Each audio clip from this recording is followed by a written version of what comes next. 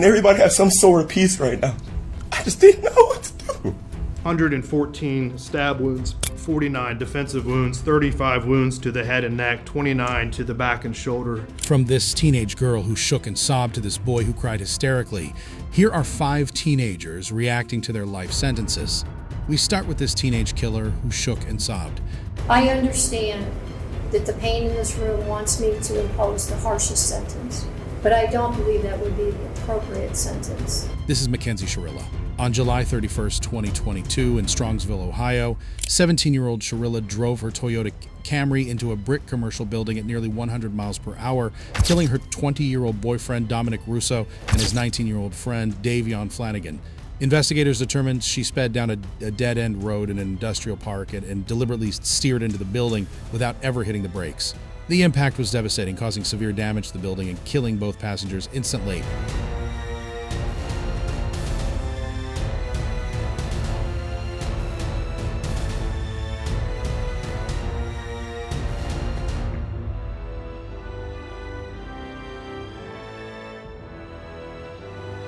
Prosecutors argued that Shirilla intended to end both her own life and Russo's, while Flanagan was an unintended victim.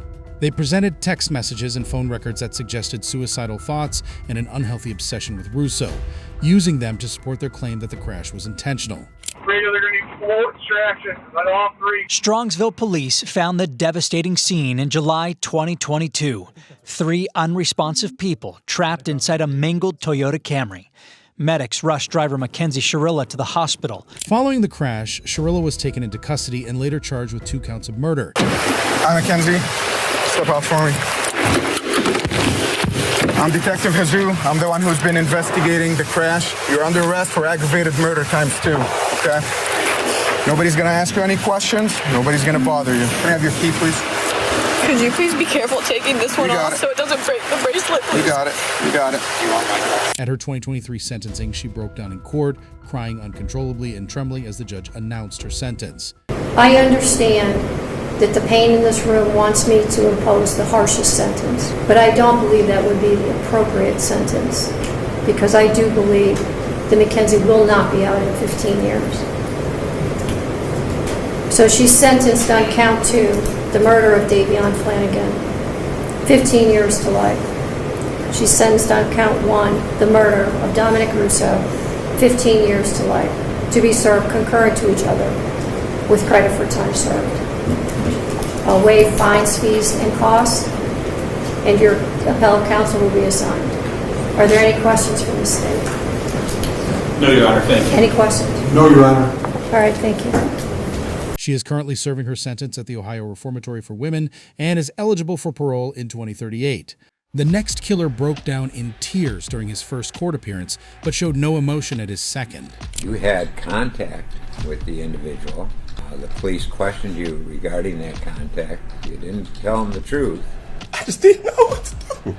This is Jaylin Brazier. In January 2022, in Detroit, Michigan, 22-year-old Brazier was the last known person to see his 17-year-old cousin, Zion Foster, alive. She disappeared after meeting him to smoke marijuana and never returned home. For months, Brazier claimed Zion had simply vanished, but he later admitted she died while they were together, insisting it was accidental and that he panicked. He confessed to placing her body in a dumpster, which was later emptied into a landfill, making recovery impossible. Zion's remains have never been found, leaving her family without answers or closure. Without a body, prosecutors relied on Brazier's changing stories, digital evidence, and his own admissions to build their murder case. Brazier was arrested in 2022 after investigators uncovered major inconsistencies in his statements. I literally did not know what to do. I sat for at least 10 minutes sitting there. Like, what do I do? Who do I call? My kids are upstairs. We just got into this place after struggling for like 2 years to get it, and everything is falling down. I won't have any conversation in this court. And I wish I could take it back. I would have called the ambulance, called her mom, because her mom's so sweet. Her mom is so sweet. And I just knew.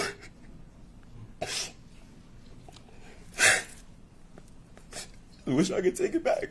Nobody been in the situation.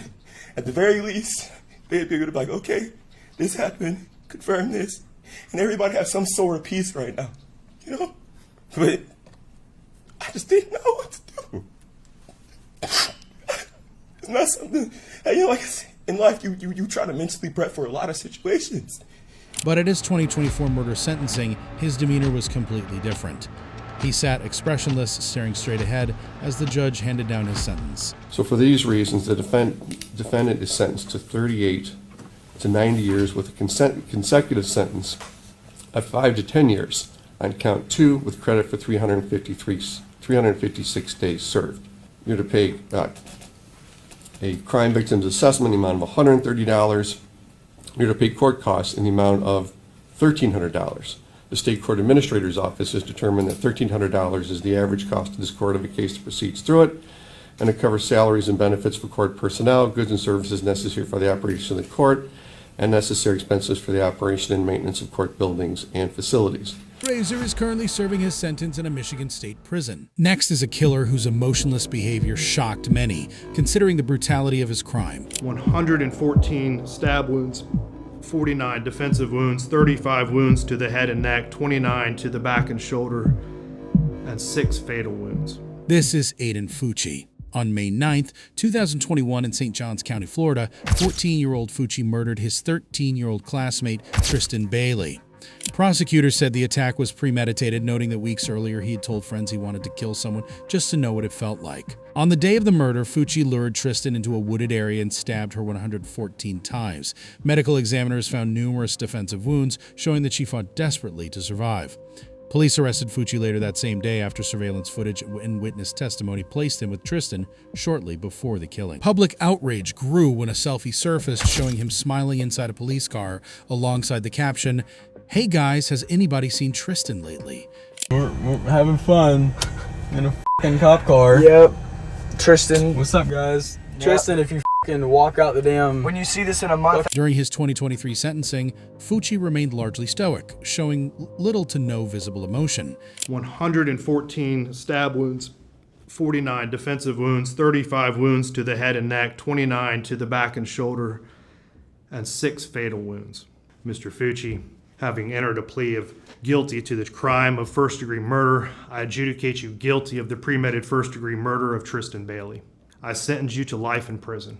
Because of your age, you are eligible for review of the sentence in 25 years. He was sentenced to life in prison with a sentence review after 25 years because he was a juvenile at the time of the crime.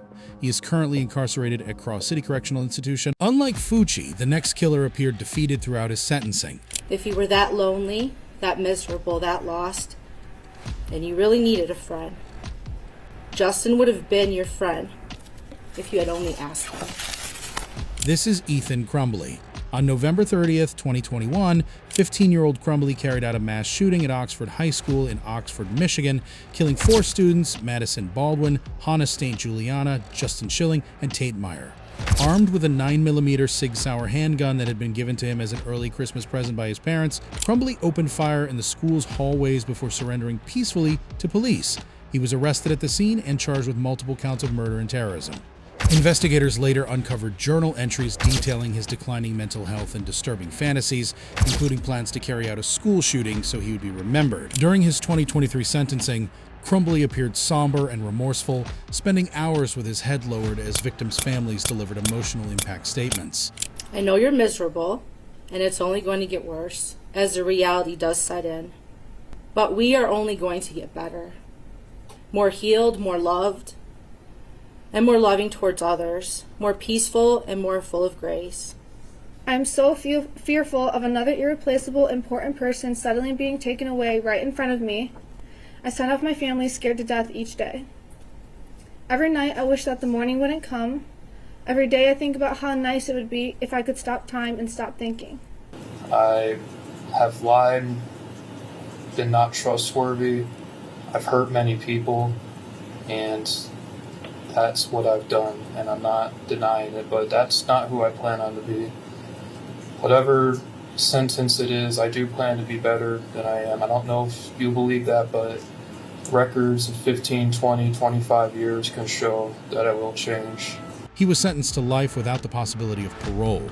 In 2024, both of his parents were convicted of involuntary manslaughter, the first case of its kind in U.S. history. Their son is accused of killing 4 students during a school rampage in Michigan last November, and the parents are facing their own serious charges of manslaughter for allegedly allowing him access to a gun. Despite committing a horrific murder, the next killer appeared completely unfazed. Brian Jr. told investigators he chose a homeless victim he assumed no one would miss. He was wrong. This is Brian Cohee. On February 27, 2021, in Grand Junction, Colorado, 19-year-old Cohee murdered 69-year-old Warren Barnes, a well-known member of the local homeless community, while he slept beneath a bridge. After the killing, Cohee moved Barnes' body, dismembered it, and attempted to dispose of some of the remains in the Colorado River. He even kept the victim's head and hands inside a plastic storage bin hidden in his bedroom closet. The crime came to light after Cohee's mother discovered the decomposing remains and immediately contacted police. Investigators later revealed that Cohee had become obsessed with death and violence and admitted he wanted to know what it felt like to kill someone. He also confessed that he deliberately targeted a homeless man because he believed no one would notice the victim's disappearance. During his 2022 sentencing, Cohee showed no visible remorse and was even seen smiling while chatting with his attorneys.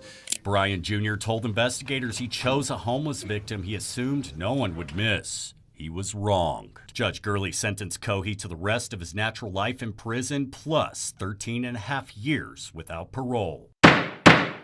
Cohee was sentenced to life without the possibility of parole and is currently serving his sentence in a Colorado state prison. If you enjoyed this video, don't forget to like, subscribe, and check out the next one on your screen.